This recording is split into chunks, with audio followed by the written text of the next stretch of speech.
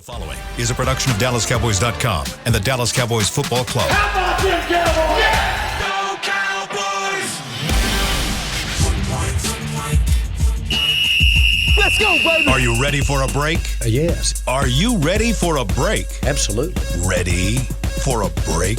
Yeah, and so much for that. It's time for The Break on DallasCowboys.com We were on a break! with Nick Eatman, Brian Broaddus, Ambar Garcia, and Derek Eagleton. It is Thursday, October 20th, 2022, Season 18, Episode number 55. Welcome to the latest edition of The Break, live from the SWBC Mortgage Studios at the Star. We are presented by Miller Lite, the only beer of the Dallas Cowboys. Today we talk Detroit defense versus Dallas offense. We're going to start first, though, we're talking about Mike McCarthy and what he had to say in his press conference. Let's get a quick update on Dak. How's Dak progressing at this point? Sounds like he's doing well. He threw the ball well, and I think he's come out of it soreness-wise good. He keeps ramping this thing up. And, you know, McCarthy's not going to say he's starting, but he's not saying that he's not. So I think all signs are indicating that he's going to be ready to go. We'll see what happens today because, I mean, I don't know what's going on at practice, but it's like the movie The Program again where they're just hitting people. Everyone's getting hurt at practice. So I think that, from a physical standpoint, this seems to be like the biggest one of the week. Yeah, the indications I heard talking to people late yesterday was just what Nick was talking about. Everything went great. The thing they're really happy about is the fact that he's able to take snaps from under center and then been able to, with the ball pounding into the thumb and then being able and not being a problem at all. They're not concerned about I asked the question about the core, the back, the legs, all that stuff that goes into throwing the ball. I had a guy say, listen, we've been working since the week he could start working. We've been working on that stuff. That shouldn't be a problem, but it's something you think about. If the thumb's fine, how's everything else? I mean, because we all were in Oxnard that day that, we were all scrambling and watching him walk off the field and not knowing what was wrong with his shoulder and stuff like that. And it was, oh, no, Dak's in the best shape of his life and all that stuff. And then you get an injury like that. But they've been working hard with the thumb. That seems to be fine. Throwing the ball seems to be fine. I heard the word great was the word that was used to me. And then all the core stuff has been really, really good. Ask you this question on the core stuff, because that's something that kind of fascinates me because there was a period there he couldn't throw because of his hand. Right. Were there things, and I assume there are, but I'm asking the question, were there things that maybe they could be doing from a trainer standpoint that could keep that core kind That's of engaged? what they were doing. They were doing workouts Yeah. that do it, even though you're not throwing the ball, you're working on those mechanics so that all is not just the ramp up is a lot less to get him back ready to Yeah, throw. we've all been in the workout facility and seen the different drills where they take medicine balls and turn and hand and then turn and hand, and then you've got those resistance cords you can pull, and work with your hips and your lower back and stuff.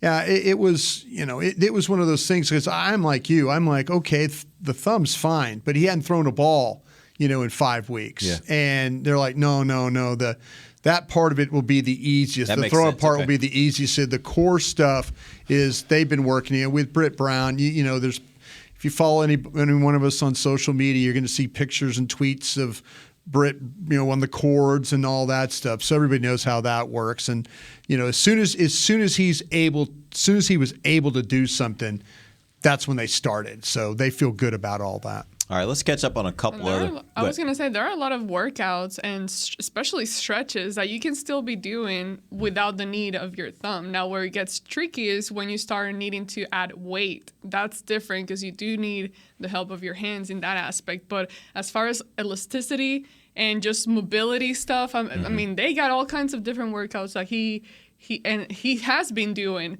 without the need of his thumb. All right, let's catch up on a couple other injury updates. Dalton Schultz, what are we hearing about him?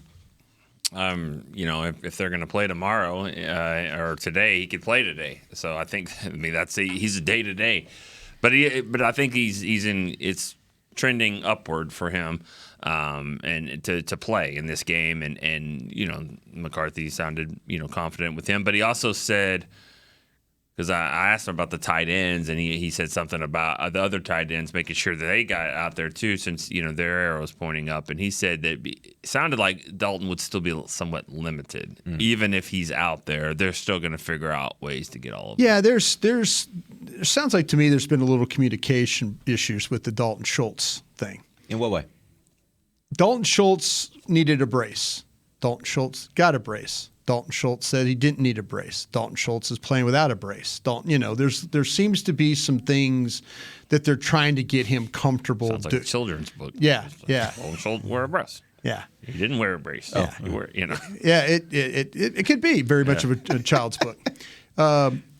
General manager came on 105.3 The Fan. He was surprised last week by the whole thing. Mm-hmm.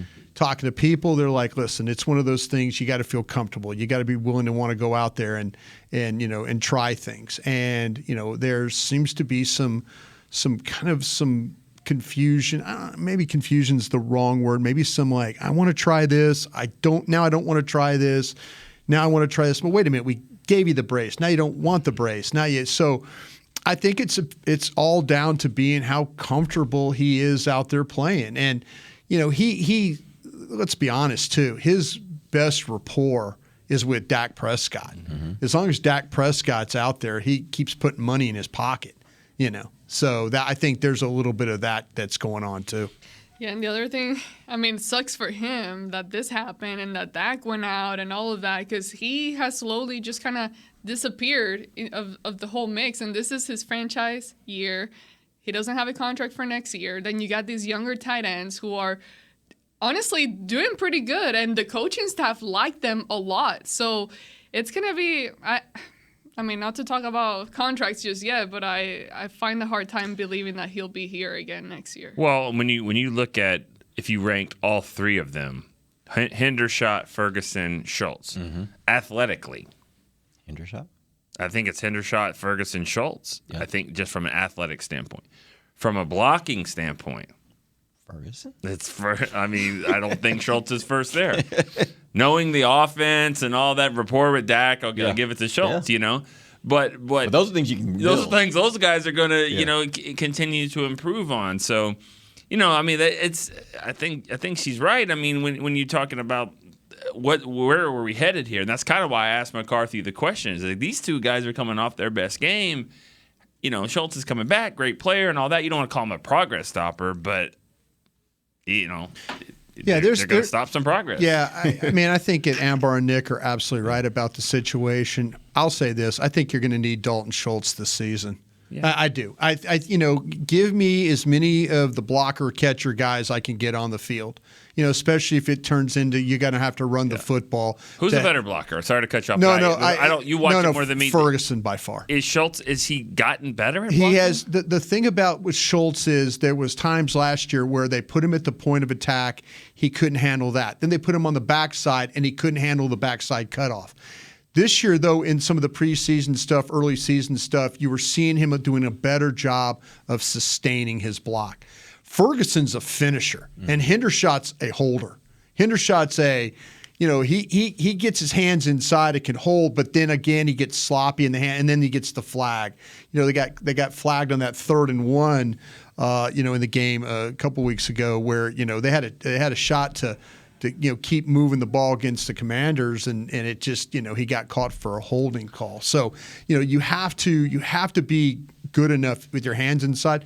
But Ferguson, by far, these two young guys, what they've proven is they drafted Dalton Schultz in the 4th round. They picked Ferguson in the 4th round. You could find tight ends that fit. And last year's tight end class was tremendous. Ferguson maybe in another class might have been a 3rd round guy, instead. But it's.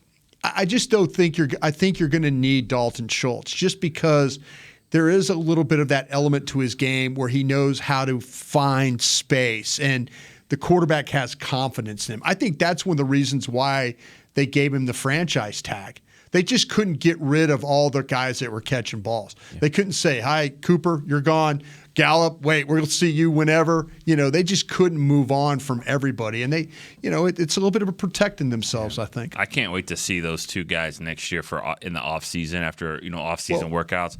As long as one of them works out a lot, then they're both going to because they're joined at the hip. I mean, so Well, it's a great point you make because when you watched Ferguson at Wisconsin, he's playing games against Penn State and Ohio State and stuff, and he looks like a thin, linear, kind of built guy, and he's running up the field, he's making plays. Something happened to him by the time that we all said goodbye in OTA and then got on a plane to go to Oxnard. Those 6 weeks or however long that period was, he kept working out. And his body got different. He's a different looking player than he was when he was playing at OTAs and mini camps and what we saw with the rookie school stuff. I mean, I'm like, okay, this guy just didn't go home and, milk cows. He went and did like legitimate workout stuff. Hendershot to me reminds me of Jarwin. Just the way that they're tall, they get down the field. Takes 4 steps to get 25 yards down the field. Just an athletic, body, and I think that Hendershot will put on some weight too. Yeah. So it's a good situation. Both of them made plays in the game last week, and but Schultz coming back, like you said, they're going to need all of them. I think they are. Yeah. And that's the thing. I think all these things can be true. I think they're going to need Schultz this year. I also think I agree with you, Amber. By the end of this season, it is called a young man's game for a reason. No, because the evaluation will have to be: are we willing to pay the premium for Dalton Schultz when we got 2 younger guys that we think could develop into whatever we would be missing? No question. Since you've already got Schultz on the books, find a way to use him. That's exactly right. To use, Ambar said this earlier about running backs. I don't care. Just use them up, and then we'll do something else after that. Yeah, she did. She's not right. She's not wrong about it. She did. I didn't miss you. Yeah, Amber's just gotten hard. Yeah, use them up, and then if they move on to somebody else, they move on. All right, real quick, CeeDee Lamb, what's going on? He was the only player yesterday that was not full at practice. What are we hearing about him? I think he's going to be limited today. He got hurt in Thursday's rigorous practice last week, hip injury, and he's limited, but I think he's going to be okay. I think they're just going to keep him out of this practice. Now, he did get hurt Thursday and then played a full game. So I do think it makes sense when they say it's precautionary. It the same injury? That's what McCarthy made it seem like in his press conference. Yeah, it was that. Seems like there's 2 things for last week. I don't know. I think he's okay. Around here with the way this team is covered, be a 5-alarm fire if he's not playing. It'd be. I think you can just tell with certain things on if. It's not I think that his big feelings deal. were hurt more than his hip. Why? But what happened in the game the other day? His feelings got hurt a little bit about Well, just was I missing something? No, just the fact that they got covered. They got. They really and to me, I didn't give the Eagles enough credit in their secondary for the way that they've been playing. And you talked pretty hefty about them. Like you said, that was the strength of that defense. I thought so, but I also thought they hold. I thought they hold, and the game wasn't called a holding game, but they didn't hold in that game. I tell you, they just played well. Michael Gallup, he maybe would be a good basketball player. Just with his got some good link to him. He's not a rebounder though. He's certainly not blocking out anybody. And there was a lot of player times. Are you talking about? Michael Gallup. In general. I'm talking about there was 2 or 3 times in the game where he let somebody kind of go over his back or go around him or whatever. And I know you're not going to be an NFL top flight receiver for being big and bulky. There's only a few Anquan Boldens in the world like that. You know what I mean? Guy in Seattle. Yeah, you're right. Right. That guy's a freak. The guy in Philadelphia. Yeah, he's a big dude. But I'm just saying you got to get these guys off of you.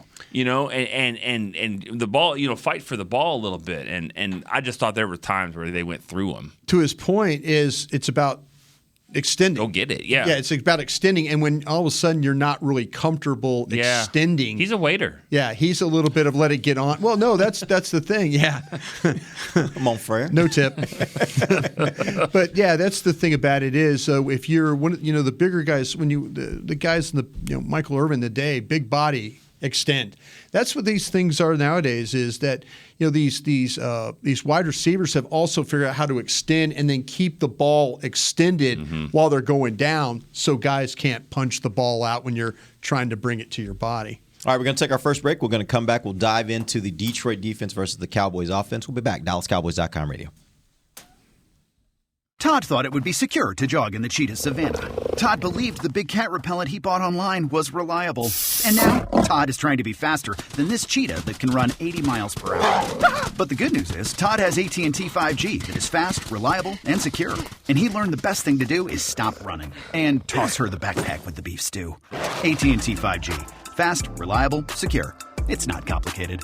5G requires compatible plan and device. 5G may not be available in your area. See att.com/5G for you for details. What do you call a group of grown men and women with their faces painted silver and blue who get together every week to share a 3-hour-long ritual of jumping, singing, and toasting Miller Lite in 10-gallon hats while yelling, "How about them Cowboys?" You call it Miller Time in Dallas. Here's to the Cowboys. Here's to the original light beer. It's Miller Time. Celebrate responsibly. 2021 Miller Brewing Company, Fort Worth, Texas. Want to use what the pros use? How about the official men's skincare brand of the Dallas Cowboys, Jack Black? Right now, you can get the Jack Black Starter, a curated collection of Cowboys locker room favorites for just $10 with free shipping. The starter includes 4 Jack Black skincare favorites, plus a full-sized intense therapy lip balm. Go to getjackblack.com/Cowboys and use the code word TEAMJB. That's getjackblack.com/Cowboys. The Jack Black Starter, $10, free shipping. When you build, you start with the foundation. And home ownership is a foundation of a stable future. The Bank of America Community Homeownership Commitment has helped over 34,000 people lay the groundwork so far, with up to $10,000 towards your down payment or 3% of the purchase price, whichever is less. The satisfaction of owning your own place can become a reality. Visit bankofamerica.com/homeowner to learn more. What would you like the power to do? Bank of America N.A. Equal Housing Lender. Credit and collateral is subject to approval. Restrictions apply. This is not a commitment to lend. Back to the break. Limited tickets for the remaining home games for the 2022 Cowboys season at AT&T Stadium are available now. Visit DallasCowboys.com/tickets at SeatGeek.com, the official ticketing provider of AT&T Stadium. Welcome back. Second segment of the break, live from the SWBC Mortgage Studios at the Star. This segment brought to you by Blockchain.com. Amber, you had a question for us coming out of the break. Well, since we were talking about injuries, and I know he's not on the injury report, but it just popped into my head earlier. I'm like, what are y'all's thought on Micah Parsons and maybe his groin, like being a Zeke Elliott type of injury, like the one he had last year that he just kept playing through it. Lingering. I mean, I'm just thinking of like finding ways as to why the past 2 games, to me personally, he looks different in the way that he's playing. And I can't just come to grips to the thought of like, well, it's just how offenses are playing against him and stuff. It's just like he doesn't look his normal self. And it could be something that it's not to the point, okay, where he's showing up on the injury report and it's something that's evident, but more so, I don't know, something that's just kind of bothering him. Can I throw out one thing? I personally, I don't know that he's not looking like himself. I'll give you one play yesterday. I actually went back last night. I was around the house, turned on the game. They had the Cowboys Eagles game on, and there was one play. I don't even remember at what point in the game. I think it was earlier on, but there was a run that came to his side. He was on the edge, and we talk about basically holding the point of attack and setting the edge. Oh my gosh, like that! There was nothing going past him, and then the runner came toward him. He sheds his block, grabs him with one hand, makes the tackle, pulls him in, makes the tackle. And I was like, that's who he is. Now, I don't think he's had the benefit in this last game of really being able to get after the passer the way he wants to, because the Eagles just weren't allowing it to happen. But you did notice, as soon as that tackle went out, they put him out there, and he came. Yeah. It was just one of those situations where they couldn't get him to the quarterback as much as they normally would. But I don't think there's a difference. I think he's still playing at a high level. Yeah, he was player of the week 2 weeks ago. Yeah. I mean, 2 games ago. Got hurt and then came and played well against the Rams at the end of that game. So I really think I give the Eagles credit for how they and Sirianni, is that how Nick Sirianni? Yeah. He said that. He came out and said, we're going to watch him. We're going to know where he is every single play. We're going to basically game plan for him. And they did. They like you said, they neutralized him. There's something. It's just, and he's still making like those plays. His feelings were hurt. There are still plays that he plays like freaking hard, but there's just something that I'm just. getting from what I'm seeing that I don't know. Are you saying effort? You don't think his effort is always No. there? I'm saying. I'm trying to understand. I want to completely understand what you're saying. It's as if, again, he was dealing with the groin. It was a groin injury, and he's healthy and all that. But maybe it's still something that's kind of pulling him back a little bit in a way. Not enough to keep him out of the game, but I don't know. It's still something I'm going to keep my eye on, even though he's not showing up on the report or anything. You know what? This reminds me of something I think I was going to say yesterday about Micah, and because it sounds like the expectations for him are so high. They are, yeah. And I think when he's really frustrated, like you said yesterday, he's not as good. Think about, he is still a young person. Yeah. Young player. In life, yes. And he is expected to be the NFL's Defensive Player of the Year. And if he doesn't win that, then what's going on with him? In his second year. Yeah. And he's got to take care of he's got to fix this whole defense, got to carry this defense, got to wear the cape every time. I think he's got to carry the team. Yeah. He feels that pressure. Yeah. And he feels like he's got to make every sack and all that. And he's still a young guy. I think that's his biggest thing, is figuring out that you won the game against the Giants on Monday Night Football. The world is going to be fine because you didn't get a sack. Your other teammates got 4 or 5. You're okay. Yeah. He's got to understand that a little bit more. And that comes with maturity, maybe. Yeah. I think he's figuring out that what it's like when every opponent throws everything they have at him. Mm-hmm. And it's like, okay, now it turns into Dan Quinn. Dan Quinn has discovered what Micah Parsons can do. Now Dan Quinn needs to figure out how to keep opponents from just trying to take Micah Parsons out of the game. That's the next trick. Dan Quinn is in week 2 last year when Tampa, after the game, you get practice. Tank breaks his foot. We need a pass rusher to play the Chargers. Put Mike in there. Let's see what happens. Okay, boom. Next there you go. There goes the guy. It turns into like, okay, all the different things that Dan Quinn can do to use him is also now the opponent's like, well, damn, Dan's doing this with him, and he's doing this with him, and I think we saw something that could be problematic for him in the future, but enough teams don't do it. It's the RPOs. Mm-hmm. It's the make him have to pick one or the other. Yep. Either attack the quarterback and the mesh point guy or whoever, but you got to attack one of them. And if you gamble and you miss, it's a big play. So what you have to do, me personally, I think the next Quinn, and I said this yesterday, I think the next thing that Dan Quinn does is don't worry about it. You just go. You just go to the quarterback. Just hit the quarterback. You take the quarterback every single time. Every single time, and we'll on the back end try and pick up if they hand the ball off. If we don't play the ball carrier and do badly, that's on us. That's not on you.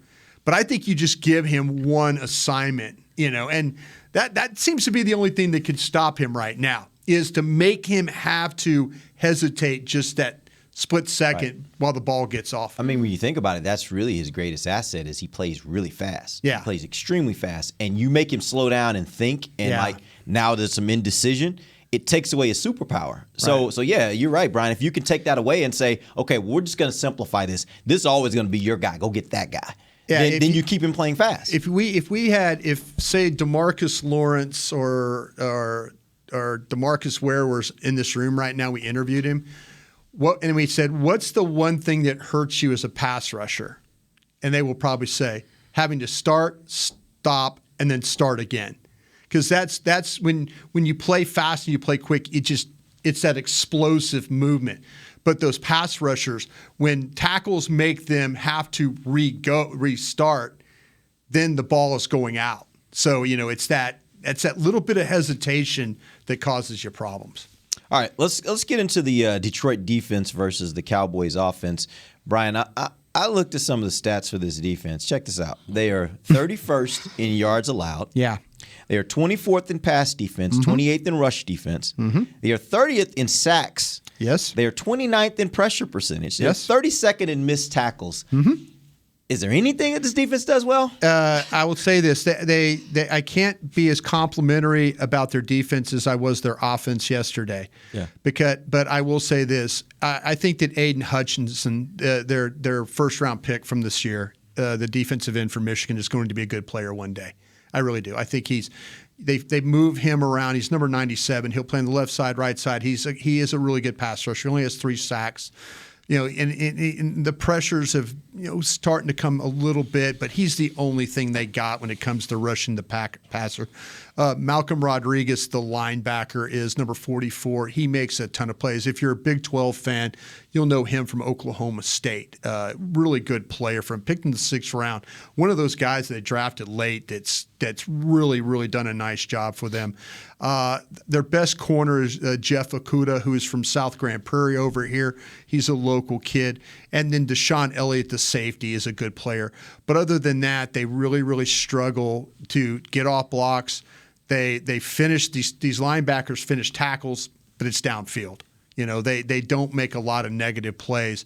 And they'll move Jeff Okudah around. So you'll see him. He'll take whoever your best guy is. Aaron Glenn is their defensive coordinator. He knows they're in a little bit of trouble right now. And, he's trying to play guys down in the box, but they just can't get off blocks very well. I see the Cowboys running the football in this game. I see them having some success. I see them having some success in play action.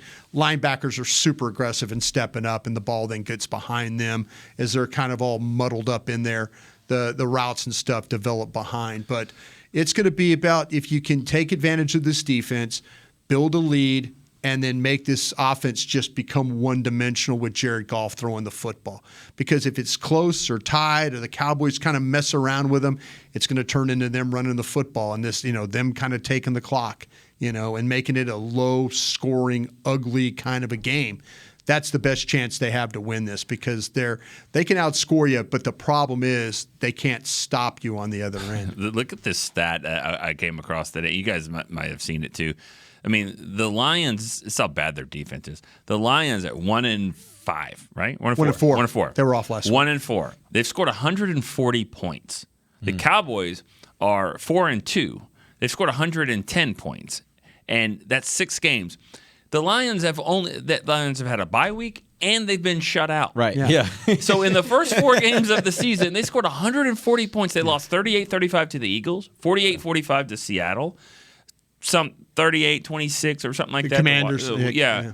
They beat. They lost like 28-24 to the Vikings, and then they beat the Washington. So, but I'm just saying that just goes to show how bad the Cowboys' offense is at scoring. Just in a comparison, and their defense carries them, and the offense is scoring. How good they can be, because that's the interesting thing. They haven't scored in 2 weeks. Like they had a bye, and the week before that they got shut out. They have not scored a point since October 2nd. It's they been a still while. scored 30 more points than the Think Cowboys. about in your life. There's a lot that's happened since the last time they were in the end zone. Rob was here. Yeah, right. See, that's last change. That's just the Give thing. me another month, and I'll tell you some more. Yeah, the thing about with this, the Cowboys, they just can't let this be a close game. Yeah, they just can't let this be. You can't let Detroit hang around and have confidence. Now they'll find a way to lose in the end. But they're going to make it. They're going to make it tough on you, and because like I say, and Derek brought this up, and it's absolutely true. They can run the football. That is one thing that they are really good at. They are going to line up and they're going to run the football because they know their quarterback can make mistakes. But they also got to think about protecting their defense, and they've tried. They've tried with the scoring and stuff, but it's not enough. That's the issue with this team is they've got several good players that I mentioned, but not enough good players. I think that,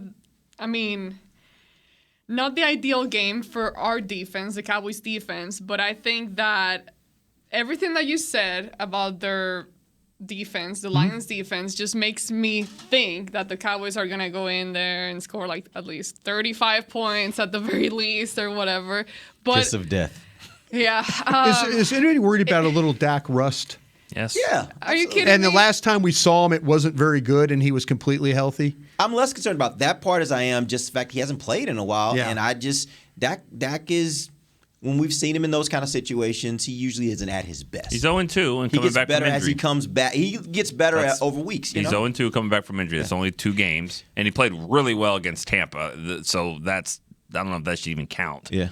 but it does. And then, of course, the Denver game, he wasn't. If they lose this game and Dak gives you something similar, let's say, to what Cooper Rush was giving you, which I don't think it's going to be enough for this specific game. They're going to need to be scoring more points than what they were. How do you, what are your thoughts? What are your feelings? If Cooper Rush wouldn't have thrown 3 interceptions last week, I'd be dancing with you right now about what you're thinking about. But the fact, because Dak can throw interceptions too, and Cooper Rush can throw interceptions. We saw that last week. So to me, I don't think there's any discussion right there. Yeah. I just don't. Well, you think he goes into this game just kind of being more careful of things, or do they just let him? I think you got to let him. I think you let him play. I think you let him play in this game, but I think letting him play is, see the offensive line. If the Lions are going to let you run the football, by all means, run the football. Yeah, I don't mind this game being over in 2 hours and 20 minutes, if you ask me. If both teams want to just run the ball, fine, go ahead. But the thing, yeah. See, that's the thing about it is, when you're in a situation like, what I want to see from Dak is I want to see the third down offense get better. That's what I want to see, because I don't trust the third down offense with Cooper Rush. I just don't. I don't think you can win games you have because of your defense. But when he turned over the ball, I was talking to people in the organization, like, "Hey, you happy to have Dak?" Yeah, happy because we turned the ball over 3 times the other day. I'm like, "Well, you're 4-1." He goes, "Yeah, but we had a chance. We had a chance in that game if you don't have the turnovers." And Cooper Rush has been flirting with those interceptions. I mean, throwing their 3 scores were less than 80 yards. Yeah, I think all 3 scores it was less than 80 yards of offense for the Eagles in that game. Now one of them was 75, so it was right there. But yeah. So I mean, it's we're talking about the turnovers. Oh yeah, the turnovers. Right. Yeah. So I think Cooper Rush can. I think we've seen the absolute best of Cooper Rush this year. I do personally, and so I'm excited to see what happens, because you're gonna have to win. There's games of these teams you're gonna have to finish off the Vikings, the Packers, the Giants, the Eagles. You're gonna have to finish off some of these teams in the NFC. I think you're going to need Dak Prescott to do that. But to be fair, and it's one game, and we've seen the worst of Dak Prescott this year. I think he's going to be better. I just do. I think there was a lot of funky things happening in the Tampa Bay game. I think he will be better. Even a rusty Dak will be better than what we saw in that Week 1 game. Yeah, and I'm going to change my tune. I actually don't think that we're going to see it. We're going to be I don't think we will be talking about rust for Dak come Monday. I think this is the perfect matchup for him to get back in, and whatever rust he might have had will be cleared up by the fact that this defense is just so poor. Yeah. And so it won't be apparent that the rust is there. He'll know the rust is there. Yeah. Maybe some of his teammates will see the rust there. I don't think it'll be apparent to us. This defense is just not good. What's crazy is, if you think about it, he's only played, one game, because you take out preseason. There wasn't really a preseason. No, there was none. So it's just crazy to think we're going into, week 6 now? And week 7. We're going into week 7? Yep, week 7, yeah. Damn. Okay, yeah. Get ready. You're about to be working on a Thursday. Yeah, because it's there 4-2. Yeah. So week 7, and he's only actually this whole season played once. I'll say this though, AG, if they lose this game and it's because of Dak, I'll come in and apologize to you about your Cooper Rush thoughts. I will, because what were my thoughts? Well, no, that should there be a question? There should not be a question. No, but there'll be questions about Dak. I don't think there'll be questions of going back to Cooper Rush. Yeah. I do think if they don't play well or if they lose, everybody's going to be looking at Dak. I don't care what the story of the game, even if it was the defense just played horribly, I think everybody's still going to be looking at Dak say, man, you're supposed to be. I think Dak can definitely do what Cooper Rush was giving you. I agree it's with just that. About I hope more. I really do. He will give you more. He absolutely will give you more. God, I hope more. Do you know the team that Dak has the highest quarterback rating against? If I had to guess, I would say one of the NFC East teams. He's probably going to try. It's probably the Lions. It's the Ravens, but they've only played them once. But the teams that he's played multiple times, the Lions. Yeah. And he has torched them. His quarterback rating is 148, 126, and 118, or something like that in all 3 games. What point in the season were those games? You remember? You probably do remember. One of them was like Christmas, in 2016. The other one's probably, I don't know. Was one of them like a Monday night? That was the 2016 game. Yeah. Where they were. Where Stafford was awful in that game too. He threw like a bunch of points. Yeah, threw a bunch of interceptions. The other ones I don't remember exactly. We middle of the year, but they weren't memorable. Wasn't there one in Detroit where he beat a backup quarterback up there? I don't remember that. They kicked a field goal to win the game. The Cowboys did? Yeah, I think it was. When was that? I want to say I was in the studio. I was yelling at Nate Newton about trying to get the field goal done. I don't remember that one. Beating Detroit with Dak. That kid from Florida, the quarterback from Florida. Oh yeah. You're right. They dominated that game, but only won by like 8. You're exactly right. Yeah. That's when the Alabama running back started for them. The one that looked like Tarzan. Yeah. Remember that guy? Bo Scarborough. He started the game. Like Tarzan. Yeah. Tarzan's a good-looking dude. No, big but guy. he did not look like right. I'm Bo lost. Scarborough. Well, I mean, there's probably something that I didn't finish the sentence there. But anyways, just leave it alone. He played well in that game, and they won by like 8. Yeah. 36-28, something like that. You're right. They won the game. It was like 2018. I don't remember the other year, but Dak plays well against the Lions. Is my point. Let's take our final break. We'll come back. And I actually want to talk a little bit about the offensive line. We'll do that when we come back. DallasCowboys.com radio. The season is finally here. For months, we've been gearing up to win. Now it's time for the team that performs on any field. United Ag and Turf. With John Deere zero turns for mowing, compact tractors for loading, mini excavators for digging, Gator utility vehicles for hauling, implements for grading, hay tools for baling. United Ag and Turf. For winning. The official Ag and Turf equipment supplier of the Dallas Cowboys. Visit UnitedAgAndTurf.com for more. Todd thought it would be secure to jog in the cheetah savanna. Todd believed the big cat repellent he bought online was reliable. And now, Todd is trying to be faster than this cheetah that can run 80 miles per hour. But the good news is, Todd has AT&T 5G that is fast, reliable, and secure. And he learned the best thing to do is stop running and toss her the backpack with the beef stew. AT&T 5G. Fast, reliable, secure. It's not complicated. 5G requires compatible plan and device. 5G may not be available in your area. See att.com/5G for you for details. This sweet! Did you get to work on time? Yeah, but I just realized it's Sunday. Little Sweet says head on home. Dr. Pepper's on its way. So sweet, unique. Baby, there's nothing better. I bet you've probably done something that deserves a Dr. Pepper. Did you invest your nest egg in an NFT? Yeah, and I don't even know what that is. It's a non-fungible token. Everyone's done something that deserves a Dr. Pepper. When you build, you start with the foundation. And home ownership is a foundation of a stable future. The Bank of America Community Homeownership Commitment has helped over 34,000 people lay the groundwork so far, with up to $10,000 towards your down payment or 3% of the purchase price, whichever is less. The satisfaction of owning your own place can become a reality. Visit bankofamerica.com/homeowner to learn more. What would you like the power to do? Bank of America N.A. Equal Housing Lender. Credit and collateral is subject to approval. Restrictions apply. This is not a commitment to lend. Back to the break.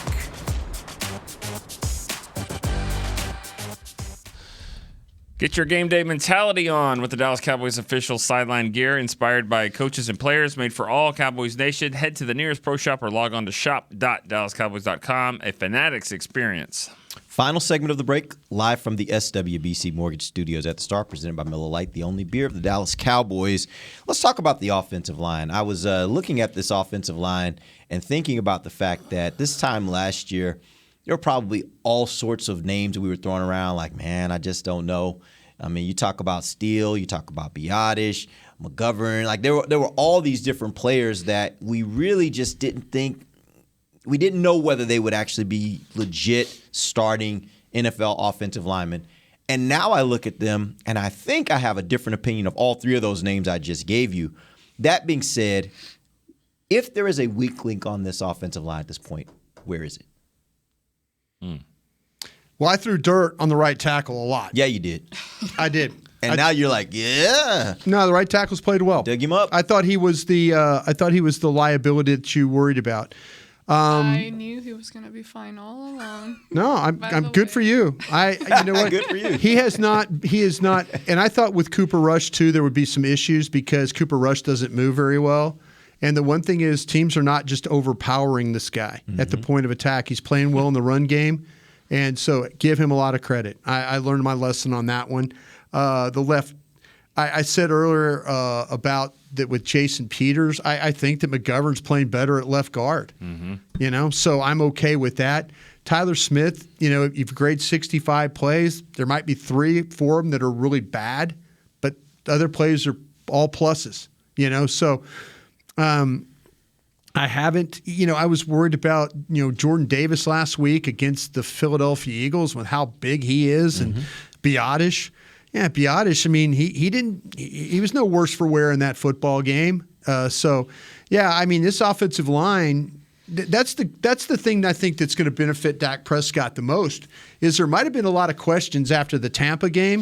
And I think we've answered a lot of the questions. Some of us have been real wrong about this offensive line, so I'm looking forward to seeing them and how they operate with Dak and their ability to run the football. Yeah, Tyler Smith's probably the weakest link of that offensive line. That's your weak link. You feel pretty good about, right? Yeah. I mean, it used to be Kyle Kozar. He was pretty good. He was good. Yeah. So that happens, and you pick a guy because you ask the question, not because he's weak. It's just because maybe he's young and he didn't get any training camp at that position or off season at that position. He's doing really well for what you expect. So there's those. If you follow the Pro Football Focus people and all that, and I just don't dive into all that. But if you do follow that, they're saying Zach Martin's having a down year.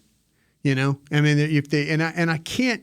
I've watched a lot. I watched every game, all 22, and I'm like, I haven't seen it. Yeah, I haven't seen it, but there's people saying, oh no, if you watch him that, and I'm like, I just haven't. I haven't seen times where I felt like, oh, he was just really bad on that one. Oh, he was just, oh man, that was bad right there. I don't understand. Some people watch these games and maybe they see it different than me. Which is okay. Everybody sees these games different. I get it, but I just can't understand that why, like a Pro Football Focus would say, well, this is kind of a down year for Zach Martin. He can have an A- and be a down year. Yeah, no doubt. He's got room to grow there, or room to not grow. I don't know. Yeah. I think that I'm pretty pleased with everything they've done so far because week after week, when we talk about the opponents and all that, there's always 1 or 2 pass rushers that we mentioned that are very talented.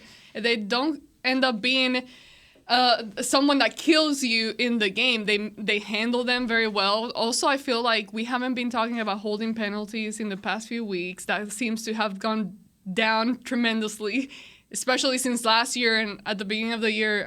I can't remember how many that first game they got, but it was enough for us to keep discussing the issue. Well, yeah, the thing that's interesting is I think that the teams that the Cowboys have played with the bad offensive lines, like the Commanders, the Rams, the Bengals, and all that, there would be 5 of the 5 guys you had that start. They would take any one of your guys. They would absolutely be happy with the 5 guys you got starting right now. They would say, sure, we'll take your tackle, we'll take your guard, we'll take your center. With the situation that they're in right now. Well, speaking of center, Nick, that's the. Oh yeah. You've been. I got nothing. He's about the center position for a while, so now you're good. He hasn't been a problem. He hasn't been the liability. He hasn't been. One snap the other night, I thought Christmas was going to come before that snap. The ball just took forever to get there. But for the most part, the snaps have been good. That's the first thing you're going to see with the center is low, high, all that stuff. You're going to see that. And he's gotten better there, and he's not getting just mauled and pushed back. It happens, but his technique is obviously pretty good. One of the better centers in the league is the Kelsey, and he almost messed up the game. If Dorrance Armstrong's hands were just a little bit quicker, they'd have had that fumble, missed snap, and it'd been right there on the doorstep, as something that kind of could turn the game around. But, yeah, these centers, sometimes they're, even the best ones have those moments where you're like going, what did you just do, bro? Trying to give away a game, Yeah, they've really kept Cooper. No sacks last week? Yeah, against I was just about to say the sack percentage for this team, they're ranked 6th in the league in sack percentage. So basically the number of times they actually attempt to pass, the number of times they're sacked per attempt. They're sixth in the league, only giving up a sack. What is that? 4.9% of the time. So that's pretty impressive. And especially when you got a quarterback, as we've talked about, that's not really a mobile guy. For him not to be getting sacked and to be doing that at that rate, I think that's very, very impressive. Because a lot of these quarterbacks are some of the better teams that have those kind of numbers, or have some of the best quarterbacks in the league. Tampa Bay, Kansas City, Buffalo, the Chargers. Vikings are right above them. You can say what you want about them, but they're actually playing good football right now. Vikings get no respect. They at never 5 get and any 1. respect. They get no respect Never, at 5 ever, and 1. ever. Them and the Giants both. Right. Never get any respect.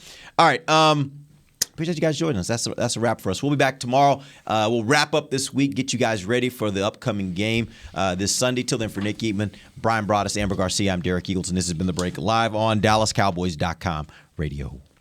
This has been a production of DallasCowboys.com and the Dallas Cowboys Football Club. How about this, Cowboys?